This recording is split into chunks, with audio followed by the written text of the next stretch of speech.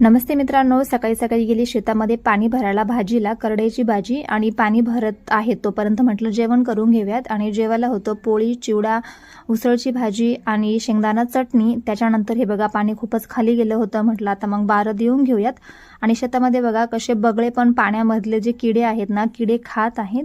आणि हे बघा इकडे जे दादा आहेत ना, आमच्या बांधावरचं सरपण घेऊन चालले होते, तर खूपच कष्ट करत होते. मला त्यांच्याकडे अक्षरशः बघवत नव्हतं, इतके म्हातारे असून देखील अजून पण कष्ट करत आहेत. आणि हे बघा आता थोडंच पाणी भरायचं राहिलेत. आणि इकडे मका पण 2-3 ओझे मका पण मी कापून घेतली. आणि त्यानंतर दुसरा वेळ होता, तर म्हटलं आता थोडंसं तण पण काढून घेऊया शेतामधलं.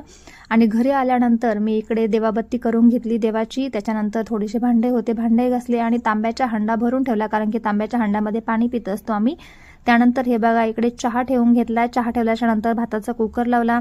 मस्तपैकी टमाट्याची भाजी बनवली, सुकी भाजी. त्याचबरोबर इथे बनवून घेतल्या झटपट अशा पोळ्या. आणि पोळ्या बनवून झाल्यावर सर्वांना वाढून दिलं. तर माझा हा छोटासा मिनी ब्लॉग तुम्हाला कसा वाटला कमेंट करून नक्की सांगा.